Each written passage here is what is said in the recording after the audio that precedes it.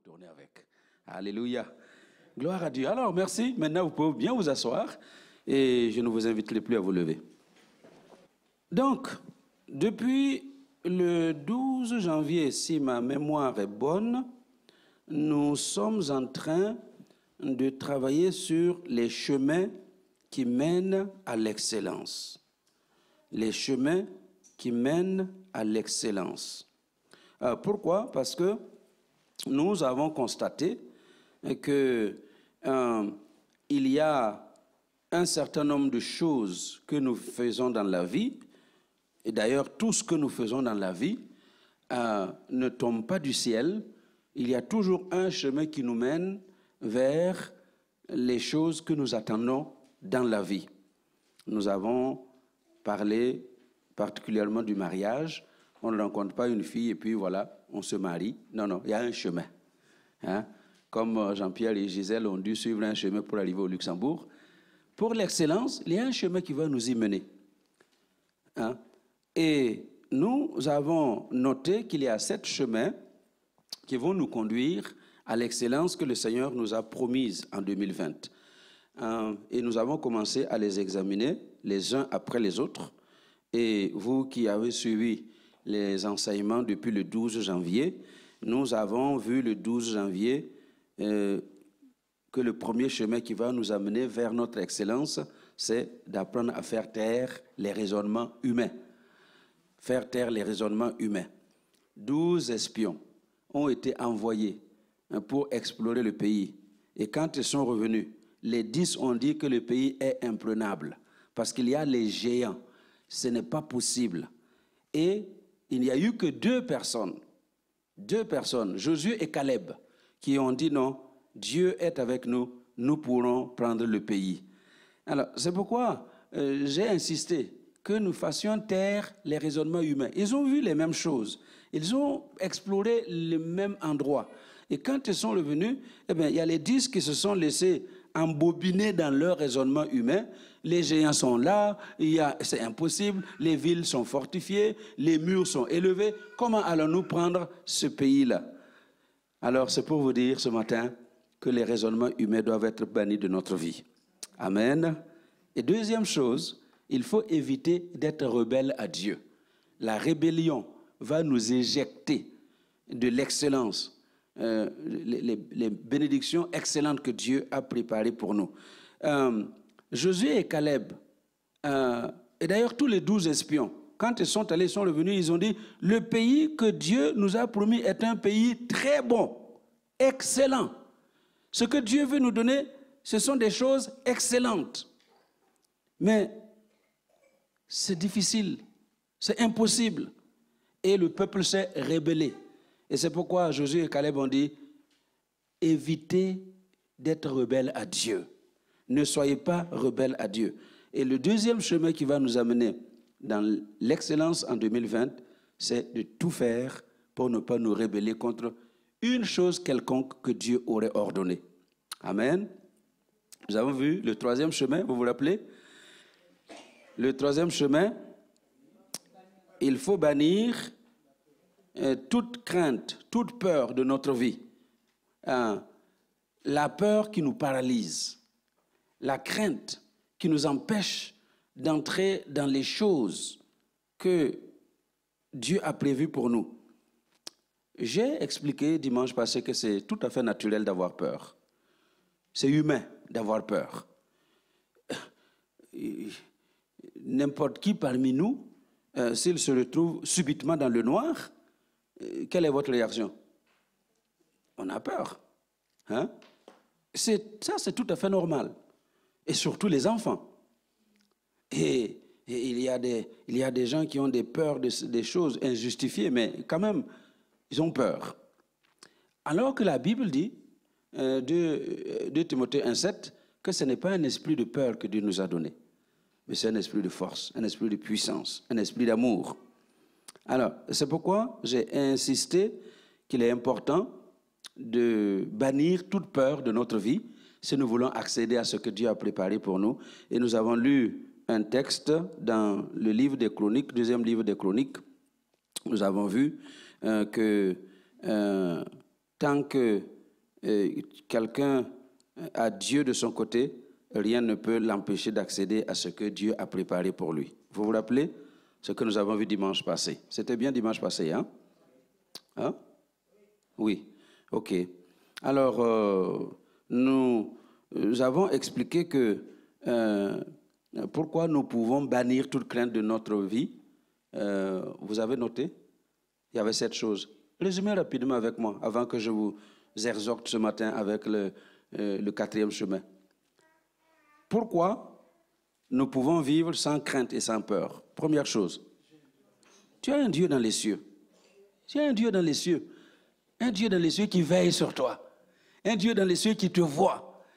Un Dieu dans les cieux qui ne s'inquiète pas de ce que les gens font contre toi.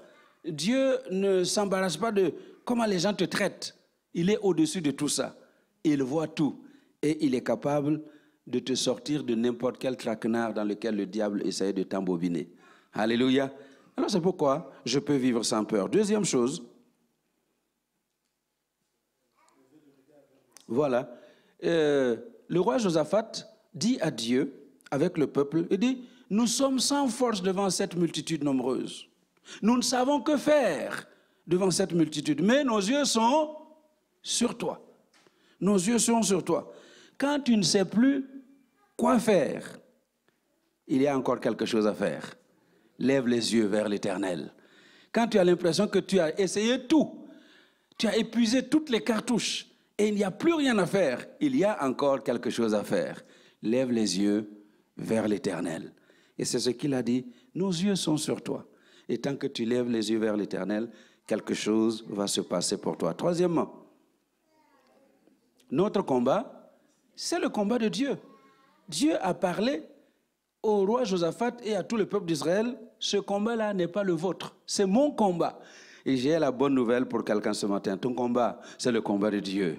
Là où tu es engagé, les choses compliquées que tu vis, c'est le combat de Dieu.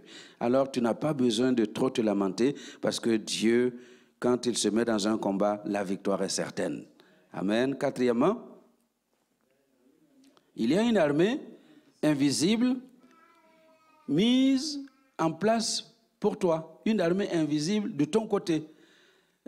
Quand Israël est arrivé, ils ont trouvé qu'une embuscade, Dieu a placé une embuscade. On n'a pas vu les soldats, on n'a pas vu les armes, on n'a rien vu. Mais l'ennemi a vu une embuscade. Et ils se sont entretués entre eux et Israël a eu la victoire. Alléluia.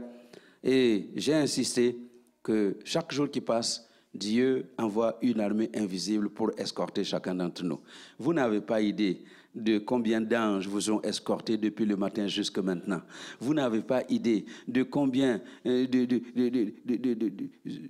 personnages spirituels Dieu a libérés pour venir à ton secours.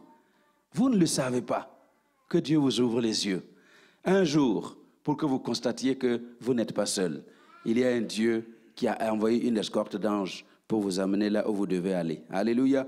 Nous sommes entrés dans Knibis, à la forêt noire, sous la neige. Nous en sommes sortis sous la neige. Et je dirais qu'il y avait facilement 50 cm, en tout cas plus que 50 cm de neige, puisque les roues des voitures étaient dans la neige. Hein? Donc, on est parti par là. Et les chaussées difficiles, mais nous sommes allés, nous sommes revenus en un seul morceau. Et vous savez pourquoi? Parce qu'il y a des anges qui nous ont escortés.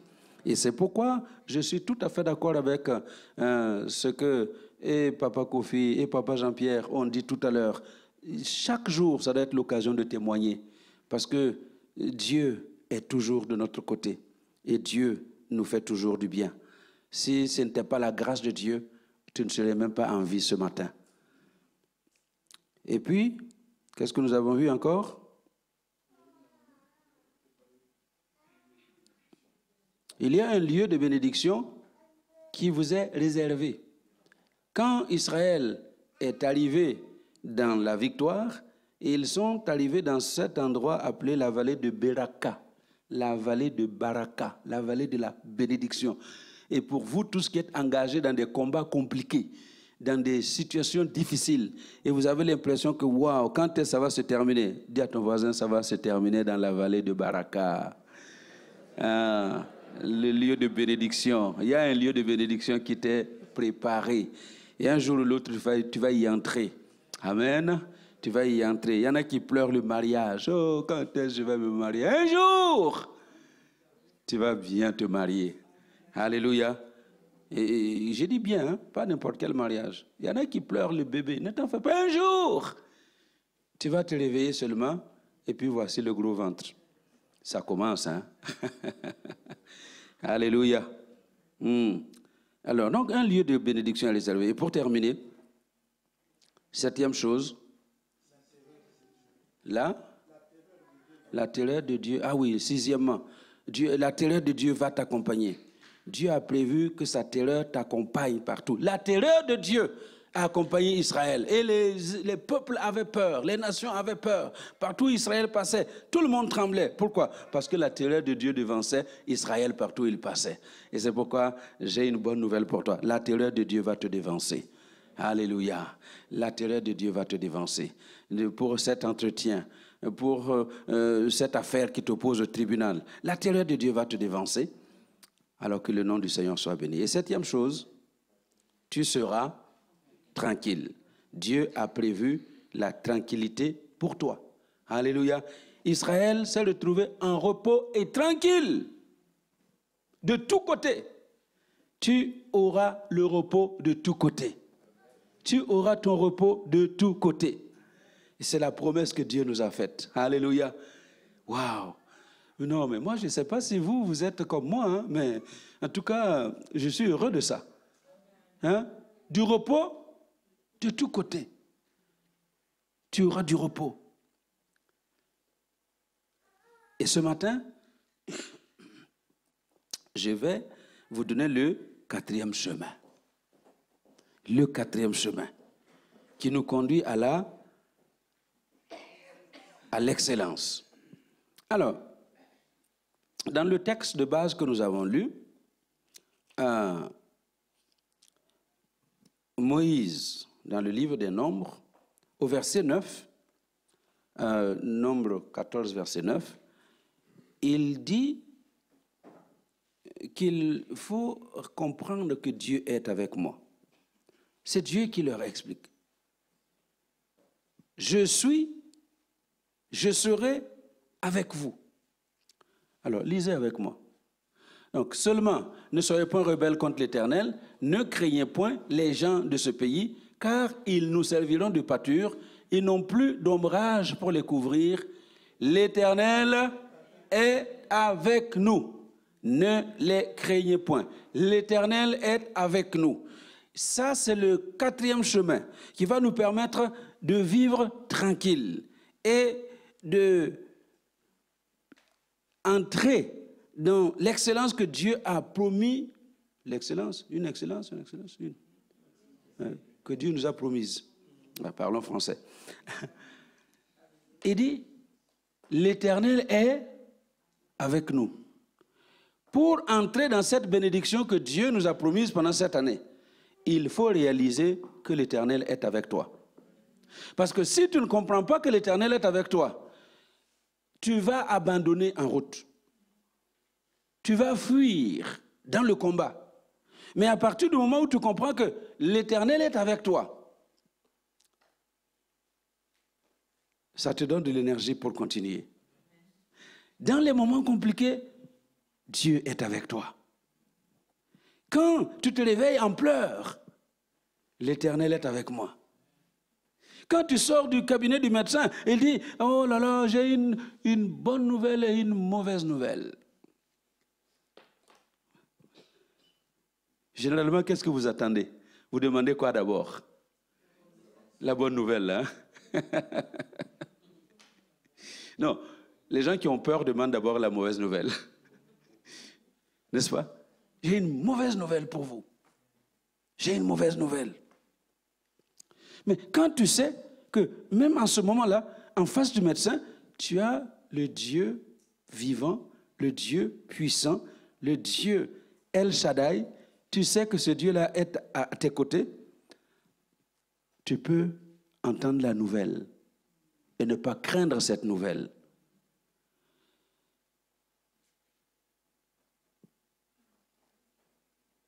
Il faut ce matin réaliser que dans notre vie, notre Dieu est avec nous. Amen. Alors, je vais vous amener dans la lecture de Josué chapitre 5. Ce sera la base de notre méditation pendant une bonne quinzaine de minutes. Et on va prier les uns pour les autres. Josué 5, versets 13 à 15. Vous vous rappelez, donc, ils sont en train d'entrer dans le pays promis. Dieu a promis un pays très bon, un pays excellent. Voilà la promesse de Dieu. Et ils sont en train d'entrer. La vieille génération est décédée dans le désert. 40 ans d'errance pour que tous ceux qui se sont rébellés contre Dieu et à qui Dieu avait promis qu'ils n'entreraient point dans le pays où coule le lait et le miel, il fallait que ces gens-là meurent tous. Dis à ton voisin, ne meurs pas s'il te plaît. Ne meurs pas avant d'entrer dans le pays promis. Et pour ne pas mourir, il ne faut pas se rébeller. Alléluia. Et alors, Josué arrive, il a traversé le Jourdain avec le peuple, et de l'autre côté du Jourdain, voilà une ville qui se dresse devant eux, Jéricho. Et vous connaissez l'histoire de Jéricho, ville fortifiée et barricadée. Personne n'entrait, personne ne sortait. Voici l'état de la ville qui se dressait devant le pays promis. Et c'était le chemin obligé. S'ils ne prenaient pas Jéricho, il fallait oublier l'entrée dans le pays promis. Et voilà Josué, de l'autre côté du Jourdain. Verset 13. Comme Josué était près de Jéricho, il leva les yeux et regarda. Voici, un homme se tenait debout devant lui, son épée nue dans la main. Alléluia. Imaginez la chose. Imaginez. Vous êtes seul et vous voyez un homme, et quand la Bible parle d'un homme, ce n'est pas un petit homme, un homme tenant une épée nue dans sa main. Qu'est-ce que vous allez faire? Quelle serait la réaction normale d'un homme normal? On se connaît. En tout cas, même s'il ne fuit pas, il ne sera pas le premier à aller vers la personne. Mais regardez ce que Josué fait. Il alla vers lui et lui dit, « Es-tu de nôtres ou de nos ennemis ?» Il répondit, « Non. Mais je suis le chef de l'armée de l'Éternel. J'arrive maintenant. » Josué tomba le visage contre terre, se prosterna et lui dit, « Qu'est-ce que mon Seigneur dit à son serviteur ?» Est-ce que cela ne vous rappelle pas quelqu'un d'autre qui a posé la même question? Qui? Paul, Saul de Tarse, sur le chemin de Damas. Quand il a été frappé par la présence de Dieu, il est tombé de son cheval. Et il entend Saul, Saul, pourquoi me persécutes-tu? Qu'est-ce qu'il demande? Que veux-tu que je fasse, Seigneur? Covadis. Qu'est-ce que tu veux que je fasse, Seigneur? Et le chef de l'armée de l'Éternel dit à Josué, ôte tes souliers de tes pieds, car le lieu sur lequel tu te tiens est saint. Et Josué fit ainsi. Amen. Alors, ceci pour nous faire comprendre que nous avons un Dieu de notre côté.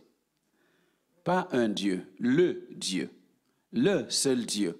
Le Dieu vivant est de notre côté. Il est pour nous. Alléluia.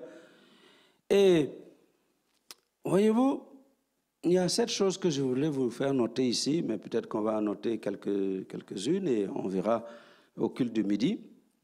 Première chose que nous notons, au verset 13, Josué est près de Jéricho. Josué est près de Jéricho. Cette expression près de Jéricho, de quoi cela nous parle? Cela nous montre que Dieu nous rejoindra sur le chemin des choses excellentes. Josué est sur le chemin des choses excellentes.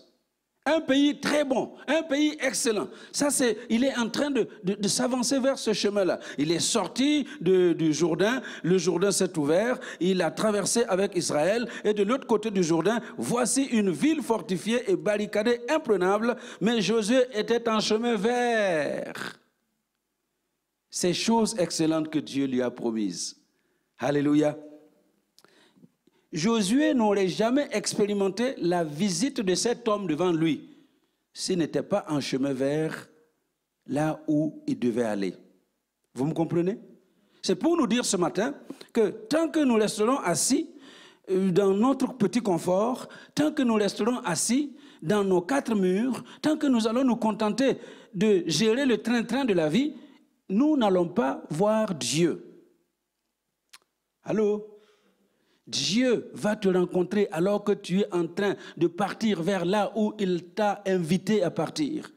C'est lui qui a invité le peuple à partir dans le pays promis. Dieu veut te rencontrer là. Qu'est-ce que Dieu a préparé pour toi pendant cette année? Il a préparé l'excellence. Alléluia. Et il veut te voir sur le chemin de l'excellence. C'est pourquoi j'insiste ce matin que personne ne reste encore assis. Lève-toi, marche, va sur le chemin de l'excellence. Si tu as un travail et tu trouves que tu n'es pas heureux avec ce travail, tu veux quelque chose de nouveau, lève-toi et marche. Et Dieu va te rencontrer sur ce chemin. Alléluia. Il y a un endroit que Dieu a prévu et préparé pour toi pendant cette année 2020. Et il va te rencontrer sur ce chemin. Alors qu'il est en train de marcher sur ce chemin, il a rencontré un homme. Et pourtant, c'était des questions qu'il se posait. Comment je vais faire? Comment je vais faire pour prendre le pays promis? Comment je vais faire pour accéder à Jéricho?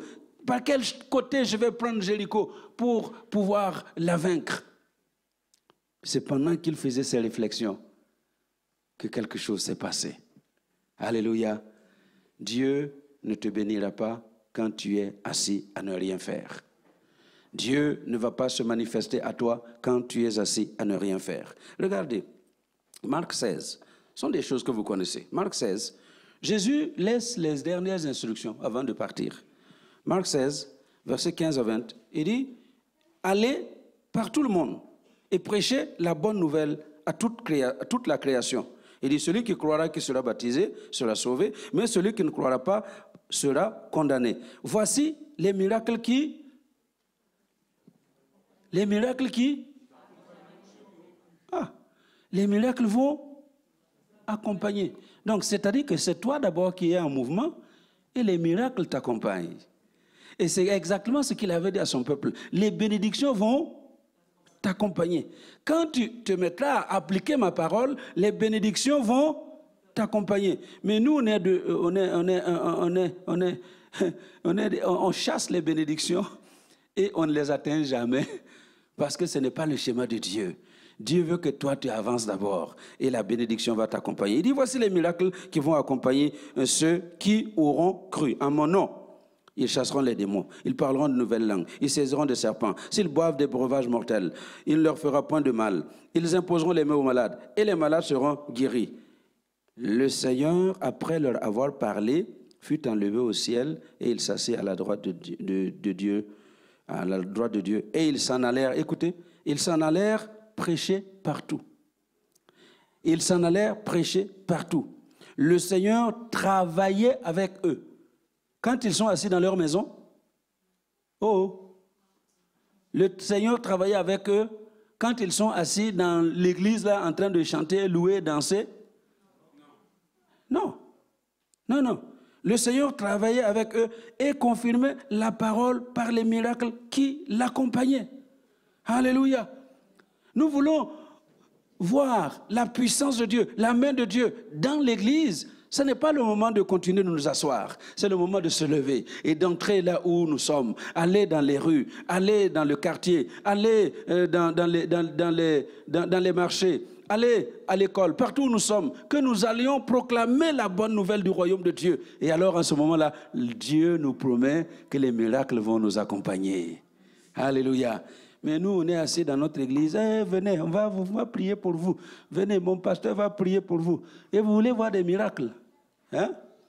On en voit, mais pas autant que si chaque membre de El Shaddai se levait et dire cette journée ne se terminera pas sans que j'aie prié pour quelqu'un qui est malade, quelqu'un qui soit dans le besoin. Et vous savez quoi? Avant la fin de la journée, il y aura plusieurs personnes qui recevraient des miracles. Alléluia. Est-ce qu'on se comprend? Allez et le Seigneur est avec nous. Pendant que nous allons, la grâce de Dieu nous accompagne. Donc, Dieu va te joindre sur le chemin des choses excellentes. Cette année, c'est l'excellence. L'excellence nous est promise. Mets-toi en marche et Dieu va t'accompagner. Alléluia. Deuxième chose, toujours au verset 9. Josué leva les yeux et regarda. Josué leva les yeux et regarda. Il lève les yeux et il regarde. Qu'est-ce que cela nous enseigne? Cela nous enseigne que nous devons ouvrir les yeux pour voir Dieu. Allô? Tu dois ouvrir les yeux pour voir Dieu. Oh, je ne parle pas des deux boules là que tu as ici, n'est-ce pas, sur le visage. Non, non, non. Je parle des yeux de ton esprit. Alléluia. Je parle des yeux de ton esprit. Et si tu veux voir Dieu, il faut apprendre à ouvrir les yeux de ton cœur. Et c'est pourquoi vous chantez un chant ici, ouvre les yeux de mon cœur, Seigneur, pour que je puisse voir, pour que je puisse te voir. Si tu veux voir Dieu, il faut apprendre à ouvrir les yeux de notre cœur. Et Josué était là. Alors, il a ouvert les yeux de son cœur. Et c'est seulement en ce moment qu'il a pu voir. Il a ouvert les yeux, il a regardé. Trop de gens ont les yeux fermés. Aveugles, spirituels. Trop de gens. Eh bien, que le Seigneur nous ouvre les yeux. Que le Seigneur t'ouvre les yeux. Qu'il ouvre les yeux de ton cœur pour que tu puisses voir. Oh, je ne le dirai jamais assez. Ce jeune homme qui était serviteur d'Élisée, Géasi, alors qu'ils étaient à d'autant, dans 2 Rois 6, c'est autant de choses que nous nous rappelons régulièrement. 2 Rois 6, vous vous rappelez 2 Rois 6, alors qu'il se lève le matin, il voit que la ville est entourée de chars et de chevaux et de soldats syriens. Voilà ce qu'il voit. C'est ce que ses yeux naturels voient. Ses yeux naturels ne voyaient que ça. Ses yeux naturels ne voyaient que ça. Il voyait ça. Des chars, des chevaux, des soldats syriens. Voilà ce qu'il voyait. Et quand Élisée a demandé que Dieu lui ouvre les yeux, Dieu a ouvert les yeux de son cœur. Ce n'étaient pas les yeux naturels. Et quand les yeux de son cœur se sont ouverts, qu'est-ce qui s'est passé? Il dit, je vois la montagne pleine de chars de feu. Alléluia. De chars de feu et de soldats. C'était des anges que Dieu avait envoyés. Mais il fallait que ses yeux s'ouvrent. Et il faut que tes yeux s'ouvrent pour voir ces choses-là. Si Dieu ne t'ouvre pas les yeux, tu vas marcher dans la peur, dans la crainte, parce que tu auras toujours l'impression qu'on va t'écraser. Mais je vais vous dire une chose, une bonne nouvelle. Dieu est de ton côté. Dieu est avec toi. Et Josué réalise qu'il y a quelqu'un de notre côté. Et écoutez bien, parce que je vais m'arrêter là. Quand il voit, il regarde, il voit ce monsieur, il dit, la troisième chose qu'il fait, il s'avance vers lui. Moi, j'ai noté que la troisième chose que nous devons faire pour avoir Dieu de notre côté, c'est avoir le courage de le rencontrer. Il faut avoir un courage. Quand tu vois cet homme-là, avec son épée nue, c'est-à-dire qu'il est prêt à la guerre, il est prêt à la bataille. C'est quelqu'un qui s'est préparé pour attaquer. Et Josué, avec son bâton, il s'avance vers ce monsieur. Alléluia. Il s'avance vers lui. Quel courage. Rappelez-vous qu'au chapitre 1, Dieu avait lui-même dit à Josué, sois courageux, et fort. Sois courageux. Et Josué a entendu l'appel de Dieu. Et il s'avance vers cet homme avec courage. Alléluia. Il avance vers cet homme avec courage. Je clôture pour vous ce matin. Quand il pose la question, es-tu avec nous ou de nos ennemis? Es-tu avec nous ou de nos ennemis? Est-ce que tu es pour nous? Est-ce que tu es avec nous? Ou tu... Mais vous écoutez, il y a quelque chose que vous devez noter ici. Il y a des situations dans lesquelles vous allez vous retrouver et vous ne savez pas faire la différence entre qui est votre ami et qui est votre ennemi. Vous allez parfois prendre votre ami pour un ennemi. Oh! Il peut arriver que dans une certaine situation, vous preniez ceux qui sont vraiment pour vous. Vous allez les prendre pour des ennemis. Et c'est ce que Josué demandait. Est-ce que tu es pour moi? Vous avez entendu la réponse? Qu'est-ce qu'il dit? Écoutez, il est évident que cet homme-là qui était là, il était venu pour être avec Israël. Et il était évident que la réponse qu'il devait donner, c'était quoi? Non, ça c'est ce qu'il a dit. Mais la réponse naturelle, est-ce que tu es avec nous ou est-ce que tu es avec nos ennemis? Quelle devrait être la réponse? Je suis avec vous. Je suis avec vous. Mais qu'est-ce qu'il a donné comme réponse? Non. Non. Bon, c'est une mauvaise traduction en français. C'est pas très bien traduit. Parce que la vraie réponse, c'est... Les Anglais ont rendu ça mieux. Neither. Ni l'un, ni l'autre. C'est ça la réponse. Est-ce que tu es avec nous ou est-ce que tu es contre nous? Est-ce que tu es parmi nos amis ou tu es de nos ennemis? Et dit ni l'un, ni l'autre. Waouh! Ni l'un, ni l'autre. Vous savez pourquoi? Parce qu'en fait, Dieu n'est pour personne. Dieu est pour tout le monde. Dieu est pour tout le monde. Dieu est pour tout le monde. Dieu est avec tout le monde.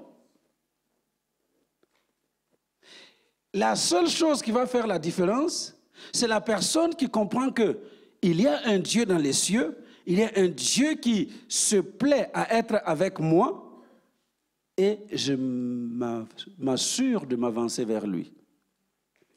Dieu est avec celui qui va à lui. Alléluia. Donc, la réponse à la question, ce n'est pas est-ce que tu es avec moi, mais la réponse à la question c'est est-ce que je suis avec toi? Est-ce que vous me comprenez? La vraie réponse est est-ce que je vais suffisamment avoir le courage, la détermination de rester collé à toi? Parce que Dieu est toujours pour tout le monde. N'importe quelle personne qui va vers Dieu, même le pire des villes des pécheurs, le méchant des pécheurs, celui qui est, vous pouvez calculer, même Hitler. Est-ce que vous m'entendez? Quelle que soit la personne, si quelqu'un va à Dieu, Dieu accueille la personne. Il dit, je ne mettrai jamais dehors quiconque vient à moi. Jamais. Vous pouvez être tout ce que les gens qualifient de mauvais, si vous allez à Dieu, il va vous accueillir. Est-ce qu'on se comprend? Donc, la réponse est là. Je ne suis ni l'un ni l'autre, mais je suis le chef de l'armée de l'Éternel. Et j'arrive maintenant. Et j'aimerais dire à quelqu'un ce matin que le chef de l'armée de l'Éternel arrive maintenant. Il arrive dans ta situation maintenant. Il arrive dans ta vie maintenant. Et quand il arrive, c'est pour que tu puisses être libéré de ce qui t'a accablé jusqu'ici. Et là où Josué avait connu toutes sortes de problèmes à l'intérieur de lui-même. C'est un être humain. On peut parler de la foi de Josué, on peut parler du courage de Josué, on peut parler de toutes sortes de Josué, mais Josué était un homme comme vous et moi. Alléluia. Et il y a des moments où il a eu aussi ces problèmes humains. Mais à partir du moment où il a conscience qu'il y a quelqu'un à côté de lui, le chef de l'armée de l'Éternel, il était assuré de la victoire. Alors ce matin, que Dieu nous aide à réaliser que Dieu est avec nous. Vous savez pourquoi? Parce que nous sommes avec lui. Dieu est de notre côté, parce que nous sommes de son côté. Aussi longtemps que tu seras du côté de Dieu, tu auras Dieu avec toi. Aussi longtemps que tu seras avec Dieu, tu auras Dieu avec toi. Et c'est ce que nous sommes venus faire ce matin. Lui dire que nous sommes accrochés à lui, attachés à lui. Comme Pasteur Marlène disait tout à l'heure, accroché au cep pour puiser la sève afin de pouvoir vivre et toute la vie que Christ a préparée pour nous. Amen. Eh bien, soyez bénis. Au nom de Jésus. Alléluia. Alors, il y a un chant de la chorale Vie Nouvelle que je voudrais que Abigail se rappelle bien, et pas maintenant, maintenant c'est tard, mais à midi. Hein? Dieu est pour moi, il est de mon côté. Et si c'est ainsi, de qui aurais-je peur? Alléluia. Dieu est pour moi, il est de mon côté. Et si c'est ainsi, de qui aurais-je peur? Alléluia. Dieu est pour toi. Je vous invite à vous lever. Dis à votre voisin, prenez quelqu'un, prends quelqu'un, tu lui dis simplement, Dieu est pour toi. Dieu est pour toi, Dieu est pour toi. Parce que tu es pour Dieu, Dieu est pour toi. Alléluia. Parce que tu es avec Dieu, Dieu est avec toi. Alléluia. Amen, amen, amen, amen. Seigneur, merci. Merci ce matin parce que tu es avec ton peuple. Tu es pour ton peuple qui s'est rassemblé parce qu'il te cherche. Ton peuple qui s'est rassemblé parce qu'il veut montrer combien il s'attache à toi. Ton peuple est là ce matin pour toi. Alors c'est pourquoi j'ai cette joie d'annoncer à ton peuple que tu es pour lui. Tu es pour El Shaddai. Tu es pour nous qui sommes venus. Et tu es pour nous qui sommes là avec toi. Alors que ta grâce accompagne ton peuple qui s'assemble semaine après semaine autour de ta présence. Que le malade reçoive la guérison.